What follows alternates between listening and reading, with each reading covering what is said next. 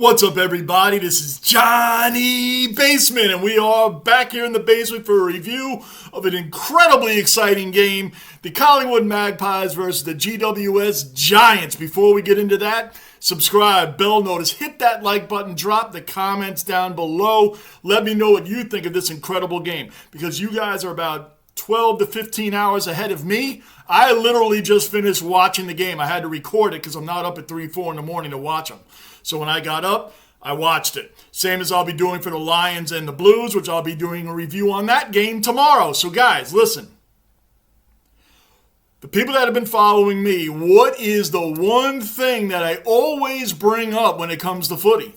And for those that don't know, this is my first footy season, so if you see me make some mistakes, I probably will. But whatever the case, what is the one thing that I've always picked at? I always have a pet peeve in all the sports that I love. What was the one thing I always talked about here? How a behind, no one cares. Like, oh, he missed it. Like, you still got a point. You still got something. Something's better than nothing. You still got a point. If you go back and watch any of my videos, you will see me bring this up time and time again. And what happened in this game? Won by a point. Won by a point! The behinds count. It's just like the NFL. We all want the touchdown. But the 3 points, we'll take it. It's better than nothing. The 1 point matters, and it proved it right here. 58-57 in an amazing, amazing game. Amazing game. The problem for the Giants, honestly, was the way the game started for them. That first quarter killed them. It haunted them the rest of the game because, man, the orange tsunami came out of nowhere in that second quarter.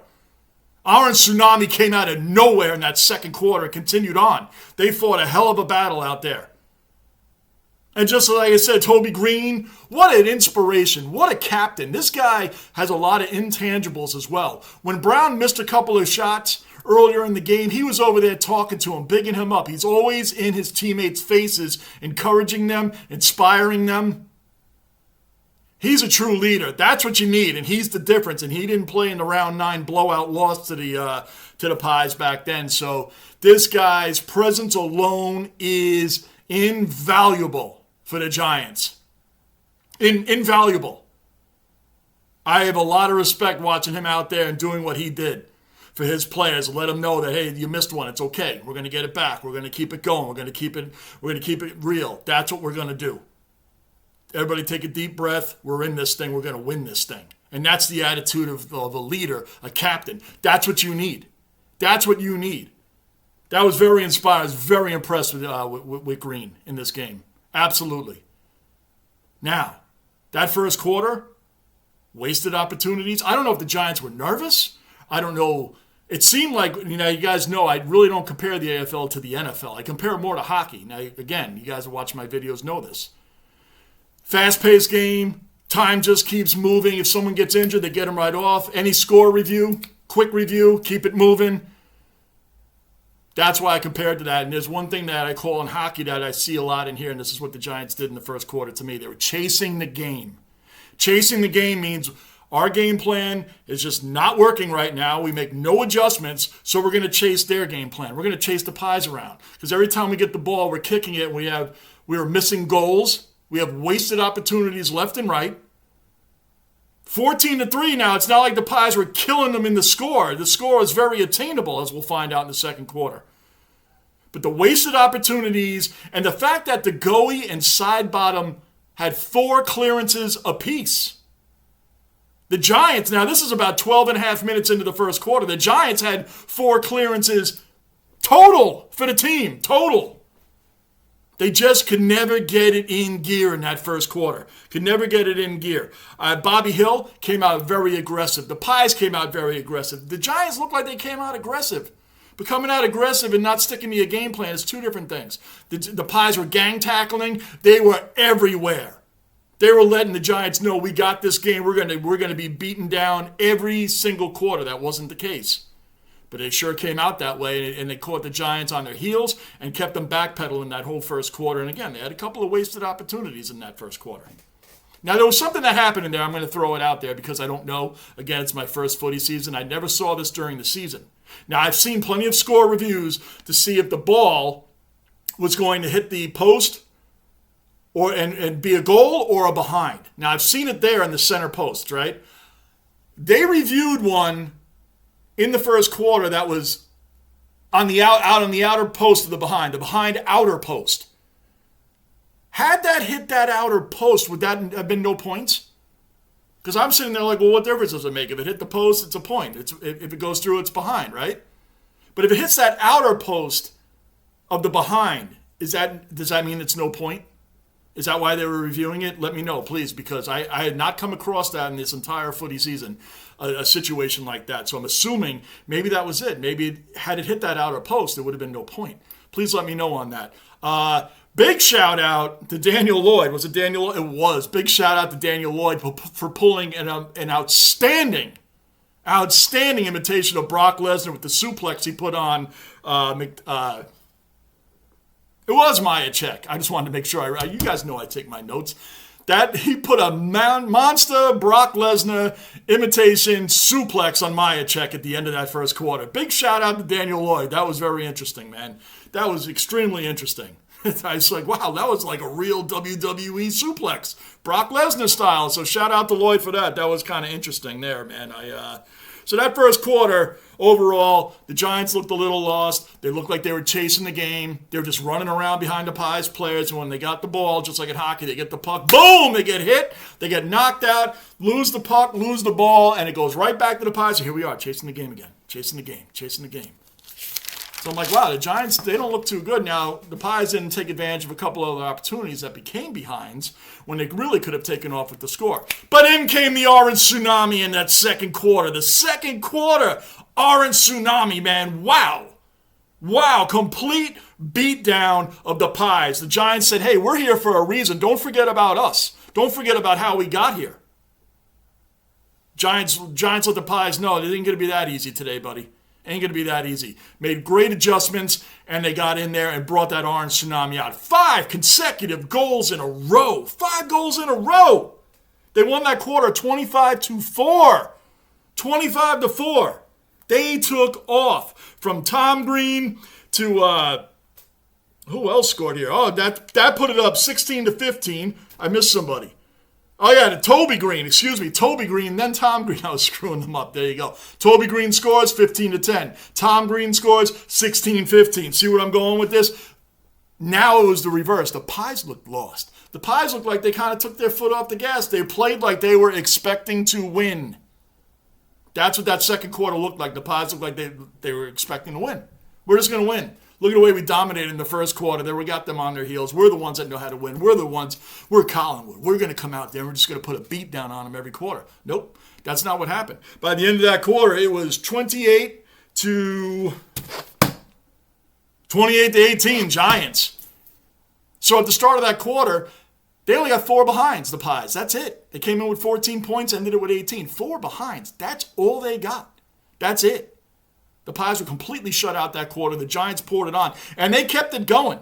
They kept it going in that quarter, man. They had 5 goals in a row. Now, remember when we talked about in my preview about the leaks in the defense on the Pies? It was starting to show in there. Giants were starting to attack them, man. They just kept coming strong. They kept coming up that middle. They were spreading them out a little bit. And boom, boom, boom, boom, boom. Goal, goal, goal, goal, goal. I said, oh, man. The Pies are on their heels going into the breakdown 28-18, and they didn't even look like they were going to get close to scoring a goal. Not even close. What happens in the third quarter? Boom, Toby Green again, 34-18. Giants, we're going to pull away with this. Now it's 5 goals in a row. Are they going to ready to take off 5 unanswered goals? I think the whole thing was their Pies were expecting to win. They were caught off guard. Now the Giants, that orange tsunami, I love that term, all over them. Then, get to about the 8-minute mark. Goal explosion. Bobby Hill set it off with the goal explosion. He came in. That was the first goal in 61 minutes for the Pies. First goal in 61 minutes. That's a long time. That is a long time. I think it was about 7 minutes into the first quarter. About 7 minutes in, the Pies had scored in the first quarter. Hadn't seen a goal again until Bobby Hill hit one at the... when did he hit it? At the 16-minute mark. So Bobby Hill took that one off. Then it just took off from there. Bobby Hill, the McStay right behind that, hit another goal. Momentum swing? Nope. Giants said, no, we're not going to let this happen. Not going to let you take off with this one. We're going to come back and score right away. Brown scores for them, makes it 41-30, pulls them within 11. Elliott scores, says, nope, we're going to keep going, 46-36. See, I love this. I love this. It went back and forth. No one could grab the momentum in the third quarter. No one. It went back and forth. The problem is the Pies outscored them goal-wise 5-2. 5-2, ending up with 31 points overall in that third quarter. 31 points overall. Now, the Giants fought. They kept fighting back, but they started getting those behinds again, and they ended up going down 49-45 at the end of that third quarter. That was a tremendous, about halfway into that third quarter. It was just goal after goal after goal after goal. And then Bobby Hill showed up again. How about the aggressiveness he had in the first quarter? Then you didn't see him for a while. And then he's back. And by the way, Nick Dacos did play in the game. He didn't score any goals, but he had 28 disposals and 13 clearances. So he made his presence very well known. And again, like I said in my preview, they got to account that he's there. They have to account that he's there. If he doesn't play in the game, you don't have to worry about him, and you can put your better players on other people. But the fact that Dacos was out there, whether he was 100% or not, Giants have to account that he's there now. You gotta watch out for him. You got to put your best players on him. He still had a hell of a game. Didn't score any goals, but had a hell of a game. McStay was actually the only one on the Pies that scored multiple goals. And he had to come out and be replaced by Ginnivan. Now, in the future, in the grand final, is McStay going to play? Because if he doesn't, that's a big loss. He hurt his knee. I don't know the severity of it, but he hurt his knee. I don't know how that's going to affect them when they play the Lions. Come on, they're going to play my Lions in there, man. So, the very intense at the end there. There's plenty of goals. Both sides played great defense. And neither one would allow the momentum to go either way. Neither one would go either way. But the Pies came right back in that third quarter, man. 49-45 going into the fourth quarter, which really wasn't goals aplenty. The Giants won that quarter 12-9, I think, overall. But it was more playing it safe. A lot of playing it safe. And I hate playing it safe. Prevent defense, pulling back, whatever you want to call it. When you play not to lose, you lose. When you don't keep your foot on the gas, you lose. And I don't like when things like that happen, because it happens in all the sports. Teams like their foot on the gas the whole time, and they're scoring, and everything they're doing is work, and then all of a sudden, I don't care the sport. Coaches go, all right, let's just everybody drop everybody back and play not to lose. Everybody plays cautiously. Now you're thinking about everything. Oh, man, if I make this move, I better not go in on this guy. I better not get too aggressive. By doing that and dropping back, you're leaving lanes open for the other team. Leaving the lanes open. This was a complete battle back and forth in this fourth quarter. Couple of weird plays that almost put the Giants over. Could have put the Giants over. Sidebottom's one of them. A veteran like him steps off the mark. 50-meter penalty. Put Lloyd right in front of that goal. Put him right in front of that goal. 50-meter. He stepped off the mark. That 50-meter penalty was huge. Hogan came down. But I said Lloyd, it was Hogan, 58-57. That's what brought him within a point. That's what brought him within a point. And also, by the way, I meant to mention before, the ref in the third quarter, he was blowing for a stoppage of play, thinking that the ball had assuming the ball had crossed the boundary, so that slowed the Giants players down. That's what I was trying to look for in that third quarter. Slowed the Giants players down. They almost came to a stop, not realizing that the play they should have been playing on. They ended up with a behind, I think, instead of a goal. It just screwed up the whole momentum of that right there. There's a couple of weird things that happen in these games when you lose by 1 point that if it just went a little bit differently, it would have ended up differently. So anyway, that was a huge mistake by Sidebottom, man. He's a veteran. Like, what is he stepping off the mark for? Even I know that, and this is my first year watching footy. So when Hogan went all the way up there, how do you miss that? Has anybody ever missed something that close? Just a curiosity question. If you have, let me know where to find it, because I'd love to YouTube it and see it. So that's just for another time. Now, how at the end of this game is DeGoey on the bench? How is he not on the field? How is DeGoey on the end of the bench? The guy had 34 disposals, which is a career high, and 13 clearances. How is he sitting on the bench in the closing minutes of the game? They should have subbed him in before that. That is a huge guy to not have on the field in the closing minutes of a tight game. Why is he sitting over there? That was insanity to me, man. That's insanity. So, just to sum a lot of these things up, man, the stoppages, the Pies really in that first quarter. They just put a lot of stoppages on, and the Giants just didn't take advantage of anything in that first quarter. That first quarter, man, they can go back in time and say here, there, we should have done this in the third, we should have done that in the fourth. No, it really, the beginning of the end for them was really that first quarter. They played a solid 3 quarters after that. That third quarter got away from them with the Pies, I get it, but that first quarter killed the Giants. That's really where the beginning of the end for them happened. And they got opportunities to come back in, but they missed a lot of opportunities, guys. That's just really what it comes down to. Really what it comes down to. But anyway, that's pretty much where we're at. I've covered everything else that I wrote down here. I don't have anything else highlighted here, but I will give a big shout out to the Giants coach, Adam Kingsley. What a first season for him, huh? Get all the way to preliminary finals. What a horrible way to lose. Some people said, I'd rather get blown out. Nobody said this in the game. I'm just saying in general, fans, other people I know. I'd rather be blown out than lose by a heartbreaker by a point. No way, man. I'd rather be in that game the whole way through instead of just getting blown out. Who wants to get blown out? That's humiliating, especially in a finals. Come on. That's ridiculous. Collingwood fans, by the way, watching them and watching a lot of them this season, you guys are insane. You guys are insane. Now, I've watched a lot of games this year in my first footy season. The Collingwood fans are just crazy, and I love it. I'm sorry. People, I hear all different things about them, but I love the passion. I am, as you see, a diehard New York Jets fan, New York Knicks fan, Yankees fan, Rangers.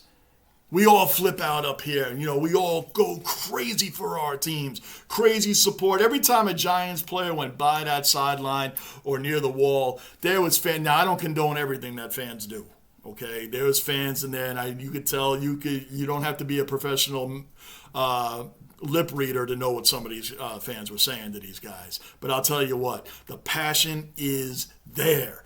The Collingwood version of New York team would be like the Yankees. Everybody loves or hates the Yankees, period. Loves or hates the Dallas Cowboys, things like that. So that's where Collingwood is with that.